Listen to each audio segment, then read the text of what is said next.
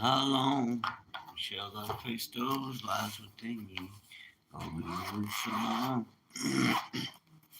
keeping you no protection. Oh, Jerusalem, oh, yeah. Oh, Jerusalem, oh, oh.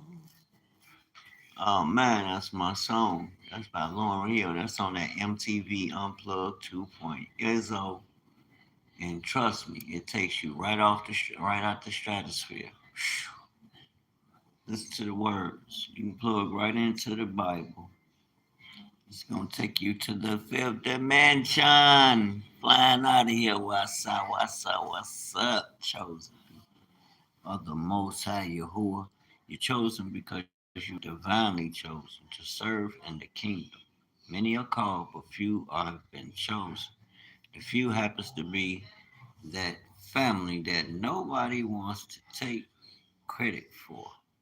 We just somehow wipe the Hebrews and that they were chosen by the God of Israel to serve in his kingdom. Well, we choose to overlook them and wipe them off the earth. But all praise to the Most High today, in this day and time, people have come to the consensus. They ain't got their minds right because there's been too many of us pushing through, not asking nobody else for their permission or using their information. When we have our own doctors who study relevant information that leads us to know.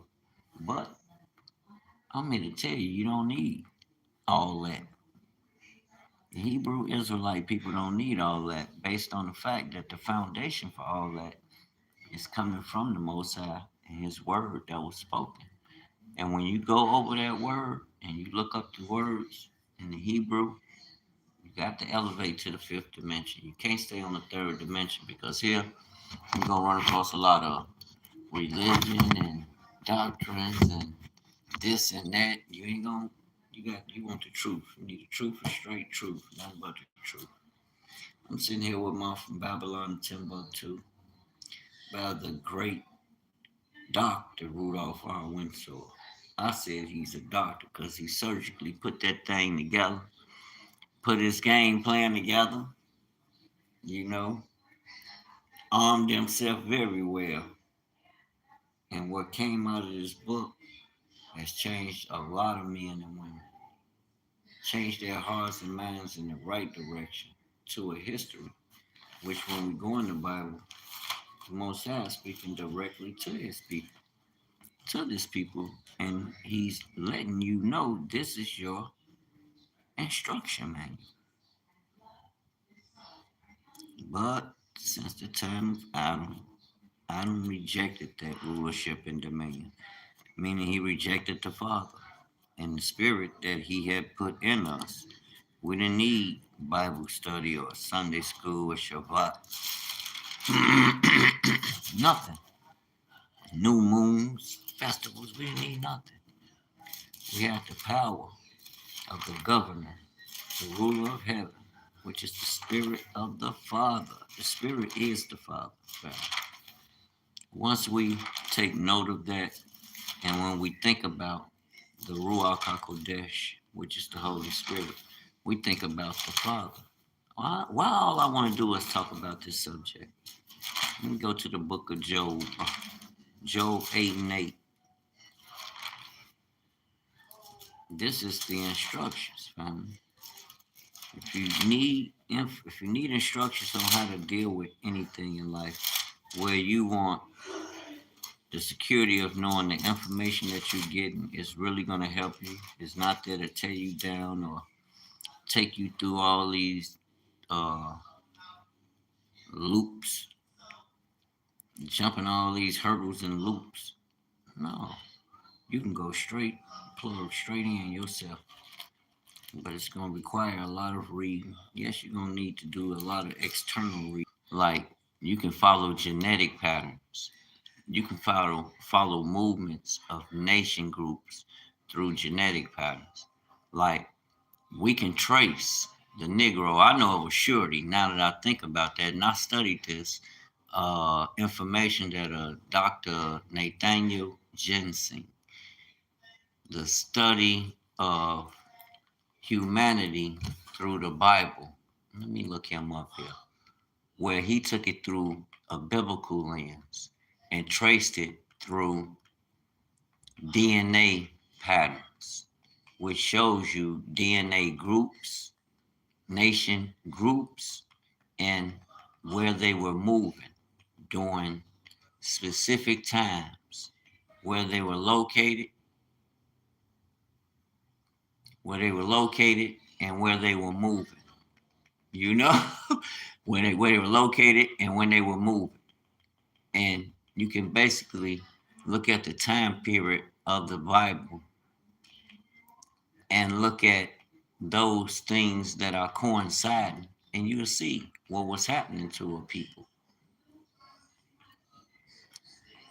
You will see what was happening to a people. Nathaniel Jensen, that's his name.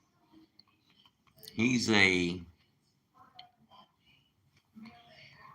believe, a PhD. We're about to find out. I don't want to lie on the man. I don't want to lie on the man. A pattern. I watched him as the study was unfolding, Answers in Genesis, as the story was unfolding from inception. I watched it because I said, I know without a shadow of a doubt, I don't care what nobody say, this tracing of the DNA patterns, where they were, how they were moving, you can't refute that. That's solid evidence. That's the same evidence they use in the court. You go before a judge, the state's attorney or either the defending attorney will present certain information, will present certain information. Let me get to the point. I'm going to check him out. But yeah, through the DNA, you can't refute that people wasn't there because why? They have left a DNA marker that the Most High gave you. God gave it to you. So it's nothing man can do with it. He can go in and play with it and augment it and test it like they doing now. But that's nothing he can create. That's coming from the eternal, the all, the Most High, whatever you call it. But this man here, Answers in Genesis. Oh my God. When he first came out with it, he was following patterns to locate who's who. I'm like, that was smart. He's a PhD from one of them prestigious schools. His credentials checks out. Yeah. And it'll blow your mind, family. It'll blow your mind. And I'm like, wow. And you look at these patterns going across the map of people movements. And once the people land, the DNA trace is there. So thank God they did stick a needle in you. They did stick a needle in you to see who you was, trace your DNA, because we have records of it. Oh man, and then this changed the game. All that Native American conversation, you can go right there on that platform and get all the information you want.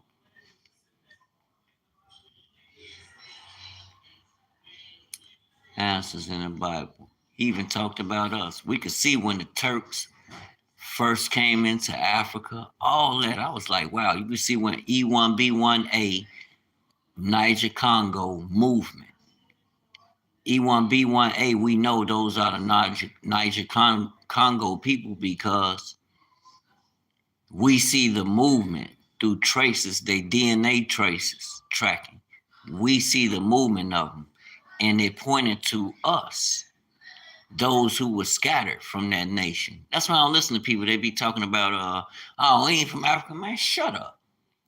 We got concrete evidence, DNA, man, and not just DNA from one source, but we have it from brothers and sisters too. You know what I'm saying? And you got to get this. You have to get this.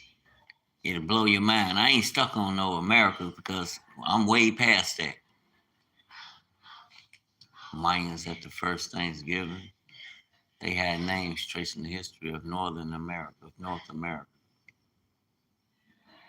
Them black Indians. Them Indians blacker than me. Stop. Where you come with that genetics, baby? Let me go on in on this and see what the biggest, the greatest, and least known conqueror in pre-European. The biggest secret in pre-European North America. The biggest mystery in pre-European North America. We know. We studied you, bro. Thank God for raising you up and you doing that research through Genesis, through the Bible. Look, you can forget about it. All that people tell me, oh no, man, look. School lied to us about everything. The first Thanksgiving, they lied to us about everything. I don't want to hear that though. But my point being, that's why the external forces is cool, but all you need, brothers and sisters, that's the point I'm making. That's like people will come on here and I just be listening to people like, oh, these people are something. They done drunk the Kool-Aid. They didn't got blue pill because, and I say that because I'm like, all this DNA evidence that trumps anything a person come trying to refute any spirit that's trying to raise his head against the knowledge of truth of who these Hebrew people are, who we didn't track through DNA, not just from black sources, white sources. This Job 8 and 8 that the Bible tells to you. Because this is why we always bring up the past. For inquire, I pray thee, of the former age, and prepare thyself to the search of their fathers. For we are but of yesterday, and know nothing, because our days upon the earth are a shadow of what's happening, what happened in eternity. In the beginning, there was darkness. That means there was no light. There was no operating. The Father wasn't operating in that space. So when He created that space, He created, you got to understand, He created with you to rule that space and mind. He created the heavens, He created the earth. He created the garden so you can rule in it. But then you allow all this confusion to come in. You told them, I don't want that power. We gave the power. That's why we fight for power. Like Dr. Mount said, that's why you don't want nobody trying to rule over you. That's why you want to pay your bills because you feel like somebody ruling over you. You don't like that. You was built to rule. That lets me know everything is out of order. What order are we operating according to, Dwayne? Man's order. We following the commandments of man. And people really believe that they love God and they follow him, but how can you? God ain't connected to the world. Stop. For inquire thee.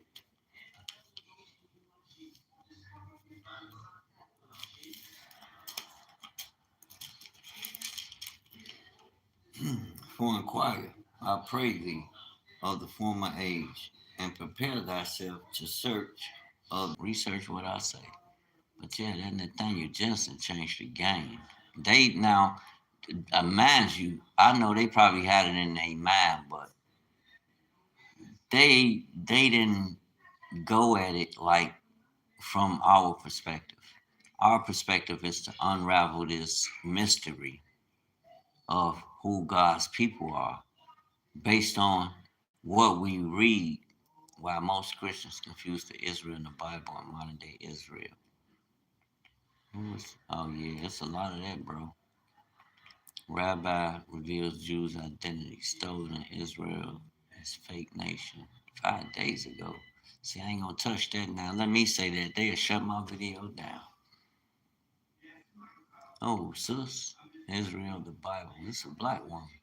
That's what I'm talking. Hey, fair use copyright, fair use copyright. I mean, why you watch that stuff? Because I learn a lot. But my point being, the Bible is your go-to. That's your foundation. That your people have these signs of going through certain things. The instruction of where it began, I can assure you, is right there in the Bible. God said some things will happen to his people. Some things happen. And when you read in Deuteronomy 28, you read the blessings, but you also read about the curses for disobedience. No, that's what I want to see us getting into the thick of the information. I ain't concerned about who they saying is Israel, which is God's kingdom, because ain't none of them unless God chooses them to come in there. And they got to follow his ways. Ain't gonna be no we run it, we choose who can come in. You got to do this or do that to prove. No, it's already written. You should have told. You should have knew there was something wrong when they got to telling you that bull crap from the start. Gotta wake up, Jacob. Supporting modern Israel is the same as supporting biblical Israel, but those two are completely different things. You better tell them Africa. I love to hear that Africa saying it. You never heard Africa say that. Where they get that from? Where did they get that talking point from? And they can have it. Use it wisely to wake the people up so the true children of God can come together. So the true children of God can bring the heavenly way, the Father's heavenly ways, and how we deal with one another with love and compassion. The true children. You ain't gotta worry about their systems and none of that. Don't even waste your breath with none of that. I say that with peace. Because the peace that I'm operating in is of the Father. And don't none of that confusion. You hear that even in the background of what you hear here. Don't none of that come from kingdom living. Shake that devil off. I'm telling you, you'll feel better. A political nation created in 1948, as if it's the same Israel God spoke to in Genesis, Exodus, Isaiah, and the rest of the scripture. But the Israel you read about in the Bible was a people, a covenant, a spiritual identity, a community with no prime minister, no parliament, no military state, and no more than borders. And the Israel you see today is a country built through 20th century politics. You know, we're talking about world wars, migration, and nationalism. Just exactly. like any Y'all other playing with the most out like that. are not the same thing. They were never the same thing. And this confusion shapes how Christians pray, how they vote, who they support in global conflicts, and even how they interpret scripture. People deceive, Mommy. We are going to do what many churches have refused to do. We are going to separate the Bible from modern geopolitics. We are going to look at the facts. Why Jews do not believe Jesus is the Messiah? Yes, almost 80% of the people living in Israel don't believe in Jesus as the Messiah.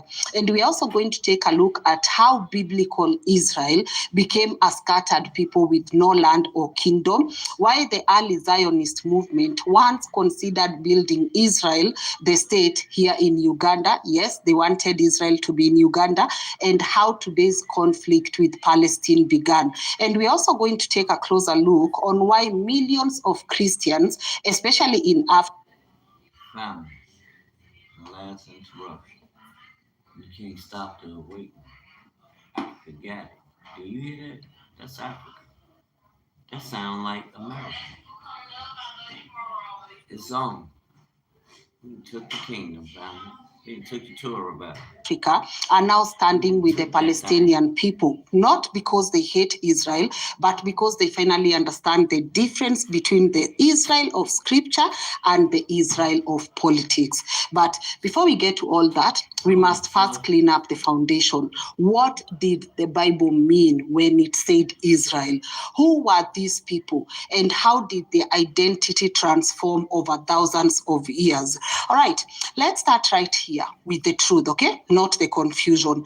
When we talk about Israel in the Bible, we need to slow down and go back to the beginning, where before there was anything like a modern country, a flag, a parliament, or even the idea of a nation state. The story doesn't actually begin with a country, it begins with a family. It begins with Abraham. In Genesis 12, God speaks to Abraham, and this is the first moment where the entire story of Israel begins to take shape. God tells Abraham to leave everything familiar, his home, his extended family, his country, and his identity as he knew it. This is a very serious request. In ancient world, your tribe and homeland were your protection. You know, we are talking about it being your protection, your status, your economic security, and your identity. Walking away from that meant walking into uncertainty. But in exchange, God makes Abraham three foundational promises. Number one, land. God tells him he will show him a land that will belong to his descendants. All right? Keyword, descendants, because that is the second promise. Even though Abraham and Sarah are old and have no children, God promises to make his offspring into a great nation. And then he gives him a promise number three, blessing. God says that through Abraham, all the families of the earth will be blessed. And this is important because at this point, Abraham is not a king. He doesn't own land. He doesn't have an army. He doesn't even have a child. But God is planting the seed of a future identity, an identity tied to a relationship, okay, not a territory. Then in Genesis 15, the promise becomes even more serious. God doesn't just speak it, he seals it with a covenant. All right? In ancient times, a covenant was the strongest possible form of agreement, more binding than any contract, oath, or treaty. When God enters into a covenant with Abraham, it means this promise is no longer just hope. It is a permanent commitment from God himself. In that chapter, God also reveals the future. Abraham's descendants will go through hardship, slavery, and deliverance, and then they will inherit the land. In other words, God is already laying out the journey before the people even exist. Then, in Genesis 17, God repeats and expands the covenant. He tells Abraham, I will establish my covenant between me and you, and then you and your descendants. And I will give to you and to your descendants after you the land of Canaan as an everlasting possession. This is a major movement because it clarifies one thing. Clarifies that land the ancestors went into was around black folk. Canaan is a black man. He's the son of Ham. Ham was given Africa. I don't care what nobody say. And that's a fact. Jack, listen to us. We're gonna tell you the truth. Israel does not begin as a country. It begins as a covenant family. No borders, no rulers, no institutions, no political structures, just a man, a promise, and a relationship with God. And then that covenant has a very specific line of inheritance. It doesn't go to all Abraham's children, it follows a chosen line. First, the promise moves to Isaac, the son born through Sarah. This is reaffirmed in Genesis, where God tells Abraham that the covenant will continue not through Ishmael, but through Isaac. Then the promise moves from Isaac to Jacob. Jacob is not the oldest son, but he's the one God chooses. And Jacob's life becomes the hinge point of the story because he's the man who will eventually be renamed Israel. But before we get to that moment, we need to understand this. At this early stage, there is still no nation of Israel. There is no political entity. There is no land they control. There is no government. There is no military. What exists is a family chosen for a purpose, tied together by a covenant God initiated. And this is the foundation of everything that comes later. Before Israel is a land, before it is a kingdom, before it is a people in exile, before it is a modern state, it is what? It is a promise. It is a family. It is a covenant relationship passed from Abraham, Isaac, and then to Jacob. And this is where the story becomes much more personal and much more defining, because when the covenant moves from Isaac to Jacob, something happens to Jacob that has never happened to anyone else in the scripture. Jacob doesn't just receive the promise. Jacob is changed by it. In Genesis 32, Jacob has an encounter unlike anything he has ever experienced. He wrestles through the night with a mysterious being described as both a man and a divine figure. It is a moment of struggle, vulnerability, and transformation. At the end of that encounter, Jacob is given a new name. Your name will no longer be Jacob, but Israel. This is the moment where the name Israel first appears, not as a country, not as a tribe, not as a territory, but as the new identity of one man whose life has been reshaped by God. And later in Genesis 35, God repeats this name again, not casually, but as part of reaffirming the entire covenant. The same covenant he gave to Abraham, the same covenant he confirmed with Isaac, the same covenant now resting on Jacob. God tells Jacob, the land that I gave to Abraham and Isaac, I give to you and to your descendants after you. So from this moment forward, Israel becomes the name of a man who carries the covenant into the next generation. And Jacob, now Israel, becomes the father of 12 sons. And these sons, as you all know, become the heads of the 12 tribes of Israel. All right? Those are now the tribes that people call the tribes of Israel, which eventually will lead to us having the children of Israel. Not because they lived in a country, not because they had borders, not because they had political power, but because they descended from a man named Israel, who carried a covenant older than any nation. And this is important to understand. Before Israel is ever a people, a land, or a kingdom, Israel is what? Israel is a man, all right? Israel is a covenant, a family line chosen for a purpose. Everything that comes later. But yes, I always harp on Genesis 28. He gave the same covenant he gave to Abraham to Isaac. Isaac gave that covenant in Genesis 28 to Jacob. Then the Most High dealt with Jacob in changing his name in Genesis 32. Then he told him, no longer will his name be Jacob anymore, but Israel. For as a prince, he has power with Elohim and with me. And